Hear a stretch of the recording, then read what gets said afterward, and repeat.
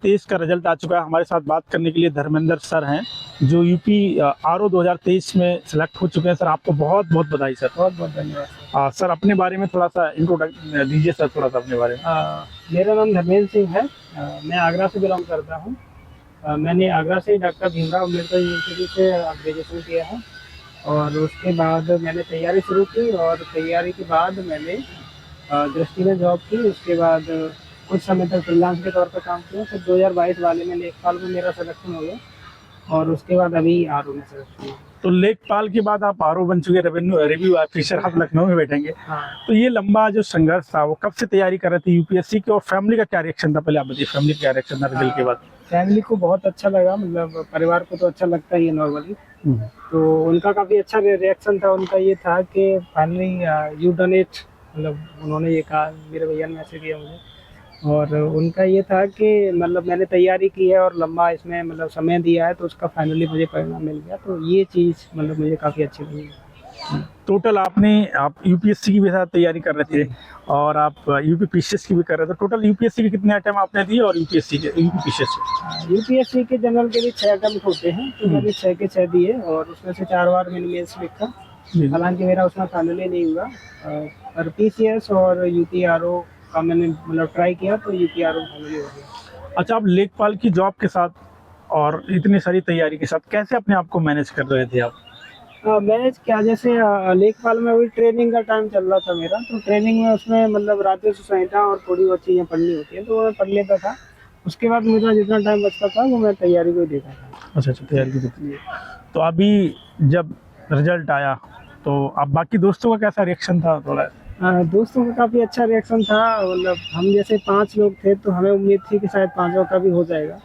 हमारे एक मित्र थे, उनका मतलब पीएच कैटेगरी का था तो उनका तो हमें पक्का भी उम्मीद था कि उनका हो जाएगा, पर पता नहीं किस वजह से नहीं हुआ। तो काफ़ी ख़राब लगा, मतलब ये कि मतलब 5 लोगों में से सिर्फ मेरा हुआ तो बहुत बुरा लगा। पर ये है कि एक उम्मीद भी थी कि कम से कम किसी का हुआ है तो सबका होगा अगर पढ़ाई करते रहेंगे। अच्छा, कब से आप तैयारी कर रहे थे सिविल सर्विसेज की या यूपीआरओ जिसका? जैसे मैंने ग्रेजुएशन के बाद ही तैयारी शुरू कर दी थी। अच्छा, आपकी स्कूलिंग क्या है मतलब? स्कूलिंग मैंने जैसे फतेहाबाद मेरी तहसील लगती है तो वहाँ जनता इंटर कॉलेज से मैंने 12th किया है। उसके बाद डॉक्टर भीमराव अम्बेडकर यूनिवर्सिटी आगरा से ग्रेजुएशन किया है और उसके बाद मैंने तैयारी शुरू की। तो पूरे जर्नी के दौरान आपको जब रिजल्ट कई बार अच्छा भी नहीं आया तो अपने आप को कैसे मैनेज कर रहे थे, कैसे बैलेंस कर रहे थे? क्योंकि ये जो फेज होता है काफ़ी महत्वपूर्ण होता है। अब तो आप अधिकारी बन चुके हैं, रिव्यू ऑफिसर, समीक्षा अधिकारी हो चुके हैं 2023। फिलहाल इसकी भी तैयारी में काफ़ी लंबा समय लगा क्योंकि रिजल्ट के लिए 2023 से लेकर 2026 तक काफ़ी टाइम हुआ। नहीं, तो एक तो ये था कि मैं प्रॉपर तैयारी पे डिपेंड नहीं था। जैसे पहले मैंने जॉब शुरू कर दी तैयारी के साथ ही, मतलब तो जिस चीज़ को मैं पढ़ रहा था उसी का मैंने कॉपी एवेल्युएशन करना शुरू किया तो उससे भी मेरी तैयारी को सहायता मिली और मुझे मतलब काम करने का और सीखने का बहुत सारी चीज़ें मिली।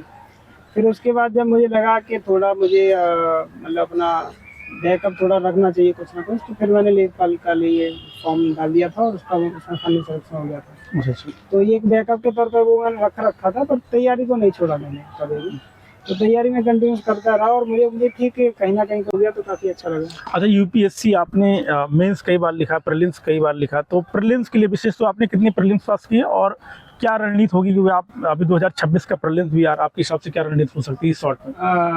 प्रीलिम्स के लिए तो मेरी ये रणनीति थी कि जैसे मैं सब्जेक्ट वाइज पढ़ रहा था। जैसे हिस्ट्री एक सब्जेक्ट ले लिया मैंने, तो हिस्ट्री को फिर 3 सेक्शन में बांट सकते हैं, एंशिएंट और मिडिवल और मॉडर्न।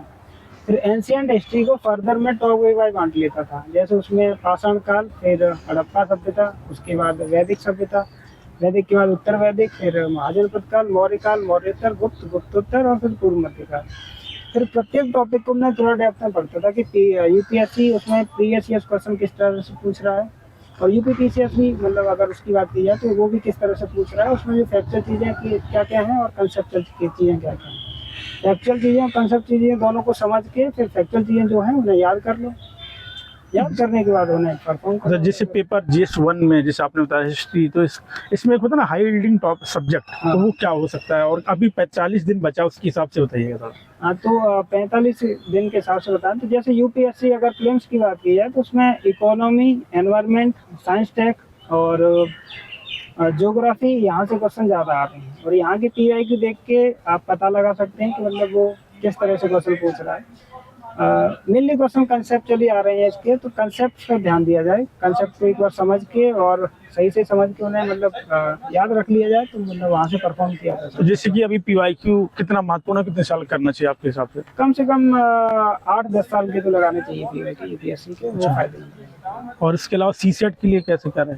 सी सेट में 3 चीज़ें हैं मेनली, उसमें कॉम्प्रहेंशन और मैथ और रीजनिंग। तो कॉम्प्रहेंशन का ये है कि उसका प्रैक्टिस करना पड़ता है। अगर कॉम्प्रहेंशन को उसका पैटर्न पकड़िए कि वो किस तरह से क्वेश्चन पूछ रहा है। प्रीलिम्स क्वालिफाई किया और आप सेलेक्ट हो गए आरओ में फाइनल, तो प्रीलिम्स के लिए विशेष रूप से घटना चक्र क्या रणनीति, थोड़ा आप उसके बारे में बताइए। प्रीलिम्स के लिए जैसे मान लीजिए उसके लिए 6-7 सब्जेक्ट्स हैं, history, geography, polity, economy, general science, environment और करंट अफेयर, 8 टॉपिक हैं उसमें। तो फिर उसके लिए प्रीलिम्स के लिए मान लीजिए जैसे मुझे हिस्ट्री तैयार करना है प्रीलिम्स के लिए, तो हिस्ट्री को मैं सेक्शन बांट लूँगा, फिर टॉपिक में बांट लूँगा और प्रत्येक टॉपिक को उसमें जितने डिवीजन हो सकते हैं सेक्शन वाइज उस आधार पर उसे बांट के तैयार कर लूँगा। उसमें पीवाईक्यू लगाऊंगा और पीवाईक्यू जो घटना चक्र के आते हैं सब्जेक्ट वाइज, तो वो लगाना एसीएस के लिए खासकर फायदेमंद रहते हैं। और आरओ के लिए? और आरओ के लिए सेम पैटर्न है, जैसे आरओ का प्रीलिम्स और यूपी पीसीएस का प्रीलिम्स दोनों लगभग सेम है। उसमें हिंदी का जो ऑब्जेक्टिव हिंदी आती है उसका थोड़ा अंतर रहता है। तो जो ऑब्जेक्टिव हिंदी है, जो 6 टॉपिक हैं उसमें विलोम शब्द, पर्यायवाची, इस तरह से उसमें 5-6 टॉपिक हैं। तो उनको मैंने क्या किया था, जो रटने वाली चीज़ें हैं उसमें से जो हिंदी वाली है, तो 3-4 किताबें उठा के उसमें सारे टॉपिक मतलब सारे शब्द एक जगह लिख लिए। जैसे विलोम शब्द हो गए, उन्हें एक जगह लिख के फिर मैंने उन्हें फ़ोन में रिकॉर्ड कर लिया था। रिकॉर्ड करने के बाद उन्हें मैं सुनता रहता था, तो फिर उससे याद आ गया था। अच्छा, यूपी जो आरओ है, आरओ के मेंस के लिए और पीसीएस के मेंस के लिए और यूपीएससी के मेंस के लिए, तो ये काफ़ी चीज़ें हो जाती है, मिक्स भी है। और आपके उसमें अंतर तो इसमें क्या अंतर रहेगा और क्या करना चाहिए आपके हिसाब से? जैसे पहले यूपी पीसीएस और आरओ के मेंस में अंतर की बात की जाए, तो यूपी पीसीएस में होते हैं 8 paper, GS first, second, third और फोर्थ। उसके बाद यूपी स्पेशल एक होता है, यूपी स्पेशल दो यूपी स्पेशल पेपर होते हैं। इसके बाद हिंदी और निबंध है। और आरओ में 4 पेपर होते हैं, हिंदी, निबंध और एक जीएस ऑब्जेक्टिव और एक हिंदी ऑब्जेक्टिव। तो हिंदी निबंध का तो कॉमन है यूपी पीसीएस का, तो उसे आप कॉमन तरीके से तैयार कर सकते हैं, यूपी पीसीएस आरओ और यूपी पीसीएस सिविल सर्विसेज के लिए। फिर बात आ गई आरओ स्पेशल के लिए, तो आरओ स्पेशल के लिए हिंदी ऑब्जेक्टिव आती है जो प्रीलिम्स लेवल का है। जो यूपी पीसीएस हम प्रीलिम्स पढ़ते हैं वही आरओ में मेंस में हिंदी का आता है। फिर एक हिंदी ऑब्जेक्टिव है जो आरओ में पूछी जाती है, तो उसको वही पैटर्न है जो 5 टॉपिक रह जाते हैं उसमें। प्रत्येक टॉपिक को एक टॉपिक में तैयार कर लिया जाए। विलोम शब्द है तो विलोम शब्द मैंने रिकॉर्ड करके तैयार किए। इसके अलावा तत्सम तदों शब्द हैं और विशेषण विशेषण, इस तरह से कुछ टॉपिक हैं, तो उन्हें एक टॉपिक पर तैयार कर लिया जाए। तो इस तरह से आरओ किया जाता है, मतलब किया जा सकता है। और बात की जाए यूपी पीसीएस मेंस की, तो यूपी पीसीएस मेंस को तैयार करने के लिए 6 के 6 टॉपिक 6 के 6 ये जीएस के सब्जेक्ट तैयार करने पड़ेंगे, हिंदी और निबंध का तैयार करना पड़ेगा। और फिर अगर जीएस के 4 सब्जेक्ट की बात की जाए जो यूपीएससी में है, तो वो कॉमन है।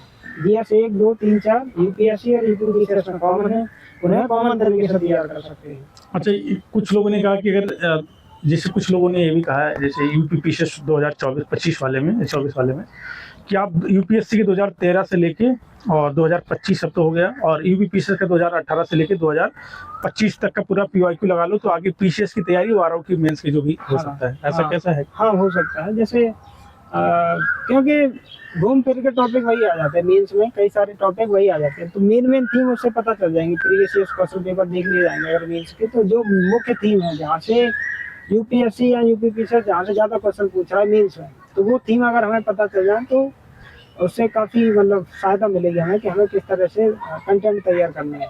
तो पीवाईक्यू से वो थीम पता चल जाती है। अच्छा, इसके अलावा जो लोग आरओ की तैयारी कर रहे हैं, आगे आपकी तरफ से 2026 में साथ वैकेंसी भी आने वाली है, क्योंकि लास्ट में ज़्यादा जब नया इलेक्शन होते हैं तो ज़्यादा वैकेंसी आती है। तो 2026 के लिए आरओ के लिए जो लोग अगर वैकेंसी आएगी तो संभावना अधिक है, ऐसा लोगों का मानना है, मेरा ऐसा कोई डेटा नहीं। और तो उनके लिए क्या ध्यान में फोकस करें आपके हिसाब से? उनके लिए जैसे प्रीलिम्स की बात की जाए, आरओ प्रीलिम्स के बारे में बात की जाए, तो आरओ प्रीलिम्स के लिए जीएस और हिंदी ऑब्जेक्टिव 2 चीज़ें तैयार करनी है। अब जीएस में 8 चीज़ें हैं जो तैयार करनी है, history, geography, polity, economy, general science, environment और करंट अफेयर। तो प्रत्येक टॉपिक को, प्रत्येक सब्जेक्ट को फिर उसमें टॉपिक वाइज बांट लीजिए कि उसमें कितने कितने टॉपिक हैं। फिर टॉपिक वाइज बांटने के बाद प्रत्येक टॉपिक में ये देखिए कि इसमें कितना कंटेंट है जो मुझे याद करना है। तो उनको फैक्चुअल चीज़ों को अलग कर लीजिए, फैक्चुअल चीज़ें एक साथ लिख लीजिए, कंसेप्चुअल चीज़ों को समझ के और उन्हें रिवाइज करने के लिए नोट्स बना लीजिए। तो जो मेरा पैटर्न था प्रीलिम्स निकालने का वो ये था कि मैं प्रत्येक सब्जेक्ट को अलग करके उसमें सेक्शन वाइज बांट लेता था। प्रत्येक सब्जेक्ट के सेक्शन वाइज फिर इसमें जितने टॉपिक हैं प्रत्येक के टॉपिक वाइज नोट्स बना लेता था, और प्रीवियस ईयर जितने क्वेश्चन आए हैं उन सबको मैं उसी में लिख लेता था नोट्स में टॉपिक वाइज। तो उस तरह से वो पूरा मतलब एक सब्जेक्ट तैयार हुआ, एक सेक्शन तैयार हुआ, फिर एक पूरा सब्जेक्ट तैयार हो गया, फिर धीरे धीरे से सारे सब्जेक्ट तैयार हो गए, तो उसी पैटर्न में किया। अच्छा, जैसे 2025 का भी आप मेंस आपने लिखा है, और मेरी उम्मीद है और लवासना तक की भी शुभकामनाएं है कि आप एसडीएम बने 2025 वाले में। तो अभी तक जैसे कि इतना सारे एग्जाम को आप बैलेंस कर रहे थे, इसका मेन जो मोटिवेशन है वो क्या था? मेन मोटिवेशन तो एग्जाम का लक्ष्य था कि अगर हम अपने लक्ष्य में पहुंच जाते हैं तो हमने अपने जीवन की एक दिशा तय की थी कि हमें इस दिशा में जाना है, तो वो काफ़ी मतलब सुकून भरा रहता है कि चलो हम उस दिशा में पहुंचने वाले हैं। दूसरा ये है कि परिवार समाज सबको अच्छा ही लगता है कि मतलब इतनी मेहनत की है तो सफल हो जाए तो अच्छा ही है, परिवार को अच्छा लगता है। फिर ये है कि एक बेहतर जीवन जीने के लिए पर्याप्त मतलब संसाधन होने चाहिए, तो ये चीज़ें संसाधन उपलब्ध कराती हैं तो अच्छा लगता है। अच्छा, अगर पूरे बचपन से लेके अभी तक अगर हम रिकॉल करें तो क्या हो सकता है, मतलब एक सीक्वेंस वाइज अगर शॉर्ट में कर सकें? बचपन से लेके अभी तक रिकॉल करूँ तो मैंने कभी नहीं सोचा था कि मैं यहाँ तक पहुँच जाऊँगा। मतलब पहली बात तो ये है कि मतलब इतना लंबे समय तक उस समय सोचते ही नहीं है जब छोटे होते हैं तब। अगर बाद की बात सोचते हैं तो अब ऐसा लगता है कि पूरा जीवन एक कहानी की तरह है। हालांकि ज़िंदगी कहानी नहीं होती, पर फिर भी ऐसा लगता है कि मतलब चीज़ें होती गई और हम आगे बढ़ते गए, और जैसे जैसे आगे बढ़े वैसे वैसे हमें आगे रास्ता दिखता गया कि हमें किस दिशा में आगे जाना है। तो कभी कभी ऐसा लगता है कि मान लीजिए कि हमें समझ में नहीं आ रहा है कि बचपन से लेके अभी तक अगर अपने आप को खुद को रिकॉल करना हो तो कैसे रिकॉल करेंगे? मतलब जर्नी काफ़ी इंटरेस्टिंग रही है। मैंने खुद नहीं कभी सोचा था कि मैं मतलब ये सब करूँगा और इतना मतलब कोई अधिकारी बनूंगा, इतना तो कभी नहीं सोचा था, पर फाइनली बन गया तो अच्छा लग रहा है। और बात की जाए अगर पूरी जर्नी की तो मतलब कभी कभी लगता है कि पूरी जर्नी एक कहानी की तरह रही है कि जीवन कैसे कैसे आगे बढ़ा है। हालांकि जीवन कोई कहानी नहीं है, जैसे जैसे हम आगे बढ़ते हैं वैसे वैसे हमें चीज़ें क्लियर होती जाती है कि हमें आगे क्या करना है। तो यही है कि कई सारी चीज़ें रैंडमली हुई हैं और कई सारी चीज़ें मतलब एक दिशा तो तय होती है कि हमें इस दिशा में जाना है, तो उस दिशा में कुछ चीज़ें रैंडमली भी होती हैं। जैसे यूपीएससी का सोचा उसमें नहीं हुआ फाइनली, यूपीपीसीएस में अभी मैं मतलब उसमें प्रयास करूँगा कि उसमें हो जाए। तो आर में तो हो ही गया, तो ये तो काफ़ी अच्छा है। तो कई चीज़ें रैंडमली हुई हैं, कई चीज़ें मतलब प्लान तरीके से भी हुई हैं, तो मिक्स रहा है। मतलब पूरी तैयारी के दौरान आपके हिसाब से 3 बातें जो करना हो और 3 बातें जो ना करना हो बहुत महत्वपूर्ण हो? 3 बातें जो करनी हों, करनी ये है कि पीवाईक्यू देखिए, सिलेबस देखिए और चीज़ों को समझ समझ के तैयार कीजिए। अगर समझ की चीज़ें तैयार नहीं की, आप सिर्फ रटने पर रहे तो ज़िंदगी में कभी सफल नहीं हो सकते, खासकर इस फील्ड में। और 3 चीज़ें जो नहीं करनी है वो ये है कि आप एक साथ बहुत सारी चीज़ें मत कीजिए।